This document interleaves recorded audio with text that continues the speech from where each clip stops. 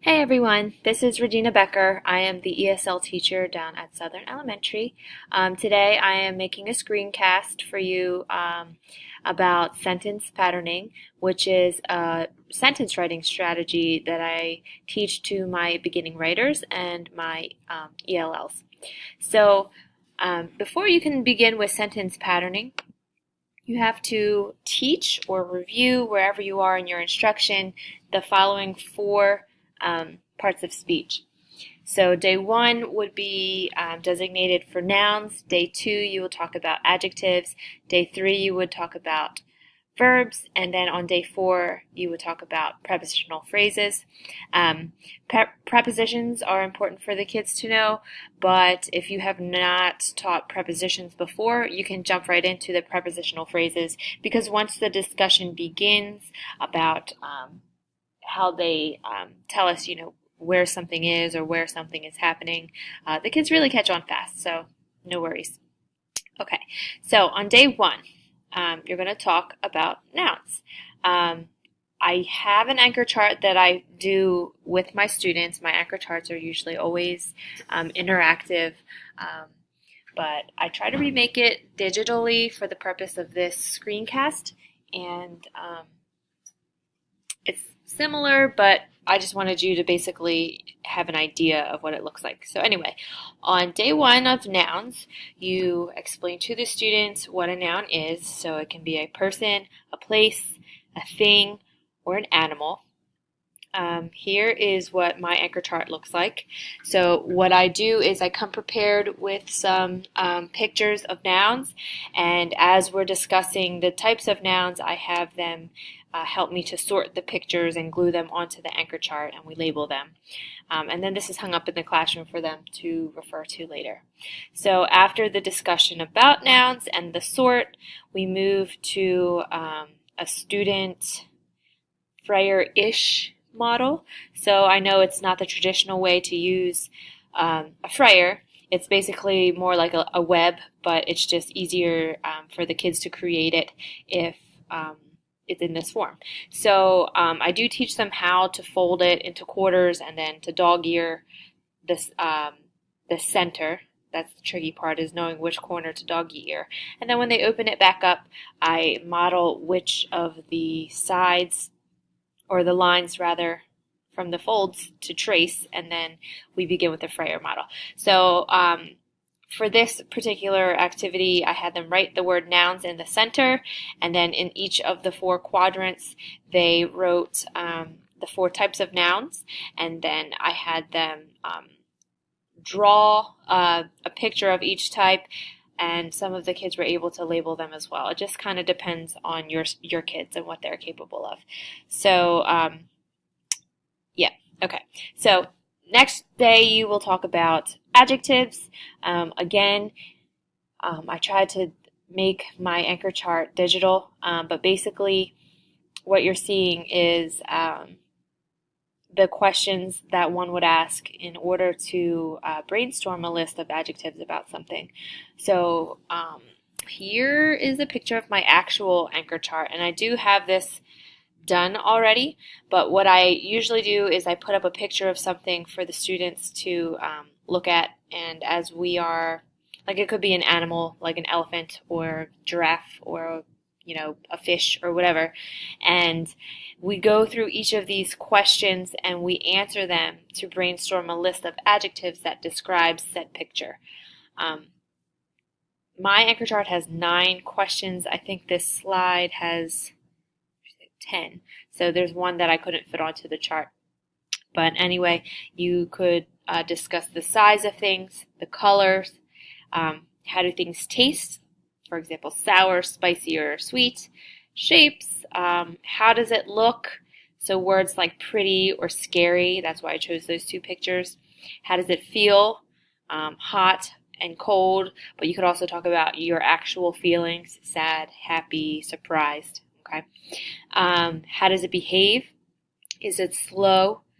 Is it kind? So those are some of those types of adjectives. How does it smell? Fresh, or let's say stinky, and then how many and how does it sound? Loud or quiet? So that's just a great way for you to introduce adjectives by showing them a real life picture up on the smartboard, or something you clip from a magazine, or whatever.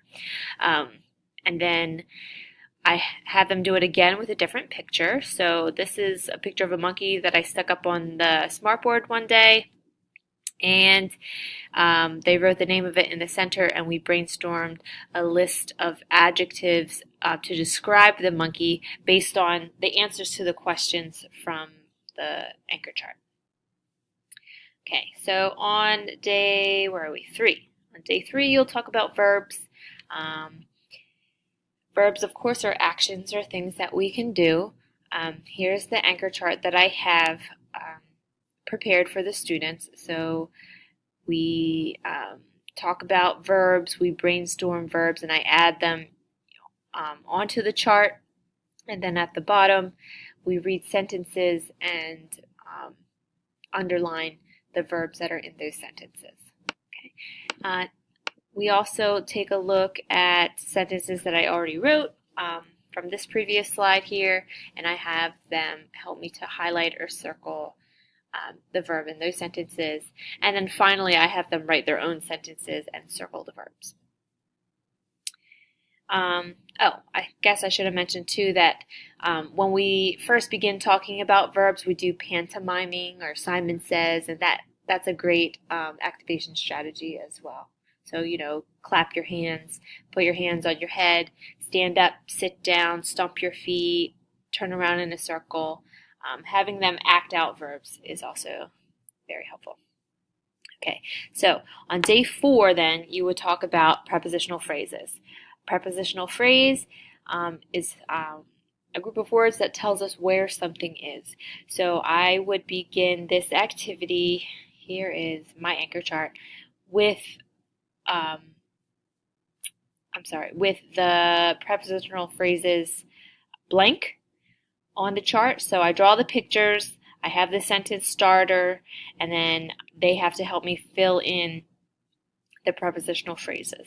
And then on day 2 of this, if I have a day 2, I cover up the prepositional phrases from the prior day with post-it notes, and then they have to guess and remember what the prepositional phrase is for each of the pictures, and we take them off one by one. And they really like doing that because they love post-it notes. So that's a great activity for them. Finally, when you have reviewed all of those 4 parts of speech, the nouns, the adjectives, verbs, and prepositional phrases, then you can get into your sentence patterning chart. And here it is. So, for the sentence patterning chart, it's important for you to color code it. So whether you're putting it on a poster, or you make a PowerPoint, or a smartboard presentation or whatever, just make sure that each column is color coded. If the paper itself isn't color coded, or your presentation isn't color coded, you could also use different colors of markers, just so that the students have a better visual when they're going back to follow the sentence pattern and to create sentences. So this is what this sentence patterning chart looks like. It's 4 columns, one for each part of speech, and I'm going to begin by talking about the noun. So the noun that you're talking about, or that you're discussing, should be predetermined. So I chose student just because it was something easy to begin with for this presentation, but I'm also going to show you a completed chart that I made with my students.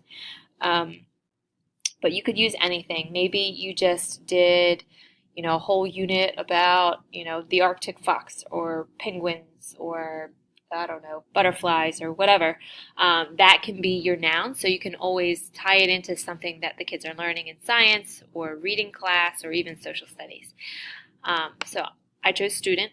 So what you would do is you would introduce the noun to the student. So you say, all right, boys and girls, today we're going to think about a student. You could think about yourself, or you could think about a friend, or just whatever you imagine in your brain as a student.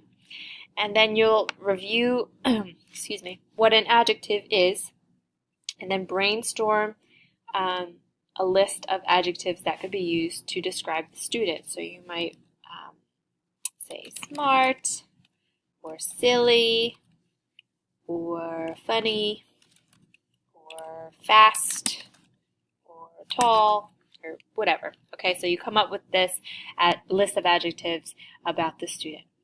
Following adjectives, you'll go over to the verbs column, review again what a verb is, and then have students think about what students do. It could be serious, like reading and writing, or it could be something silly. So let's put in the student reads, the student dances, the student plays, or the student jumps. Okay. Next, you go over to the prepositional phrases. Again, you have them think about where a student might do these things. Could be silly, could be serious. So you just have them kind of brainstorm on their own. This should be completely student generated. So they might say in the classroom, because that's where they are. And I also add a period at the end, so when they're writing their sentence pattern, they always remember to add that period. Okay, in the classroom, on the playground, at my house. Where else could they be?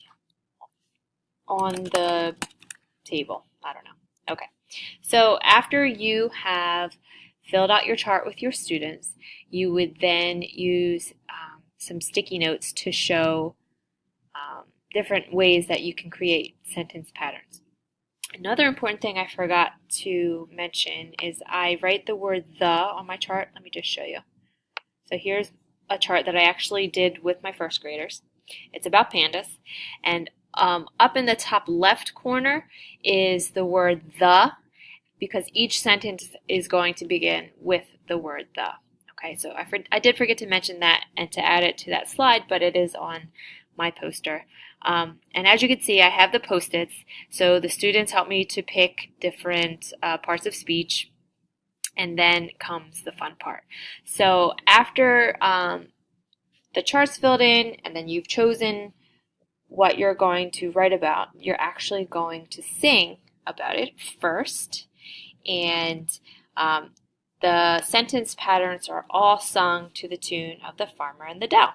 So if you don't know that one, you should check it out, and then you'll be able to sing with your students. All right, so anyway, back to this. So then you model it for the students one time, and then you can have them sing it with you the second time. So it sounds like this. So just follow the arrows. The fluffy panda jumps. The fluffy panda jumps. The fluffy panda jumps in my pocket. And the kids love this. They like to sing it. They like to create silly sentences and different sentences. So it is a lot of fun. You can practice as many sentences as you'd like, or, depending on how your students are feeling. And then you can have them write. So here is a student-created graphic organizer. I did help them to fold the paper again and to, trace the lines so they can make the columns. And they follow me as they brainstorm. I write them on my big poster, and then they write it on theirs. I even spent some time to help them learn how to draw a panda, because I know that can be like a point of almost contention when it comes to drawing and illustrating. So I show them how. And then here's an example, where are you, of a student writing. So she followed the sentence pattern. They get to pick their own. The fat elephant sits on the house. So they just love to make these silly sentences. I love sentence patterning. I think it's super useful for the kids and for you as well, just, as a teaching tool. And I hope that you try it out and love it as much as I do. Thanks for watching. See ya.